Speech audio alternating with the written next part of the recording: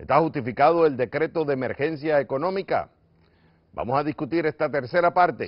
Para eso nos vamos a Nueva York con Francisco Rodríguez, economista en jefe para el área andina de Bank of America Merrill Lynch. Francisco, es un gusto tenerte en el programa. Ok. Igualmente, buenas noches, Javier. Ya tú escuchaste el intro que dice, justifica, o sea, si ahora en estos momentos la Asamblea Nacional se está discutiendo, o sea, en este periodo, se justifica darle este poder. Primero, se justifica llamar un pedido especial de emergencia económica. Y segundo, ¿se justifica darle un poder al Poder Ejecutivo?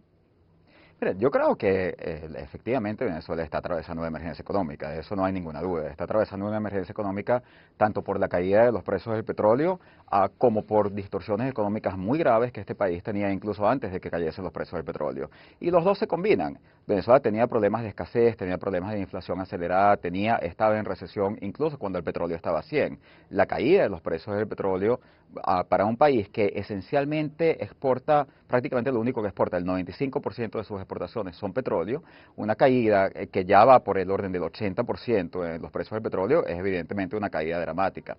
Entonces yo sí creo que se justifica que el gobierno de este país, sea cual sea, trate de tomar medidas de emergencia y trate incluso de pedir poderes especiales. Si hay poderes especiales para situaciones de emergencia contempladas en la legislación, si no son para este tipo de eventualidad, para este tipo de crisis económica, entonces sería muy difícil de entender para qué son. El problema no está tanto en si se justifica tratar esto como una emergencia, sino en qué es lo que el gobierno propone hacer, cuál es el diagnóstico que el gobierno tiene de la emergencia y cuáles son las medidas que el gobierno propone.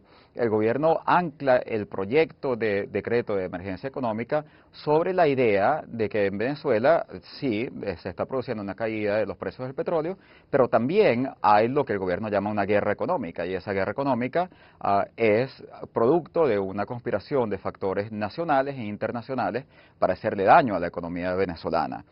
Estos factores son tan poderosos como para haber causado una recesión muy fuerte, como para haber causado una aceleración inflacionaria, para haber causado escasez de altos niveles, y por lo tanto el gobierno está planteando que necesita ser capaz de controlar aún más la asignación de recursos. Ahora hay una cosa, Y ahí es donde está el Francisco. problema. Ahora hay una cosa.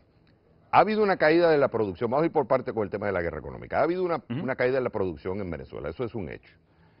Empresas están produciendo menos. Empresas norteamericanas están teniendo mucha pérdida, en parte porque no pueden repatriar su dinero, pero han decidido también no invertir, porque o no pueden sacar su ganancia o están teniendo menos ganancias. Es una realidad que empresas internas y externas están produciendo menos o llevando menos productos al país. Entonces, bajo la tesis de aquellos que defienden la guerra económica, dicen, ¿lo ves?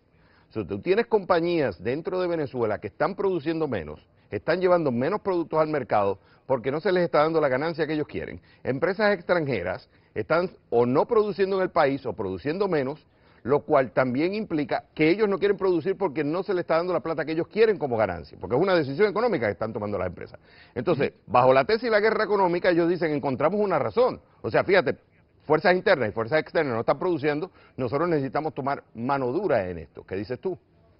No, bueno, claro que esa es la interpretación del gobierno, pero aquí eran las razones de fondo por las que no están produciendo. La mayoría de las empresas transnacionales en Venezuela no han sido capaces de tener acceso a divisas para repatriar dividendos. Las empresas invierten por alguna razón, porque quieren tener ganancias. Si entran a un país, comienzan a generar ganancias en bolívares, pero esos bolívares no pueden ser cambiados a dólares para enviar a su casa matriz para reportarle ganancias, entonces la inversión no tiene sentido para esas empresas. Y todo esto tiene que ver con un tema fundamental, que tiene que ver con el precio del dólar. El gobierno ha tratado de imponer un valor irreal del dólar, el tipo de cambio oficial de 6.3 bolívares por dólar. El dólar se transa por 130 veces más en el mercado paralelo.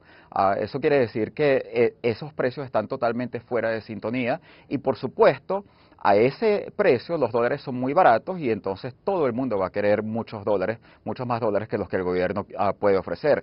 Y por lo tanto no va a haber dólares para todo el mundo y definitivamente no va a haber dólares para las empresas que quieren y que tienen derecho a repatriar dividendos. Ahora, si tú Entonces, fueras... la causa no es una guerra económica, la causa son distorsiones de precios impuestas por errores de política económica y eso es lo que hay que corregir. Ok, entonces si fueras tú, estuvieras en la legislatura o estuvieras hablándole al gobierno, vamos a decir que vivimos en un ambiente racional y prudente.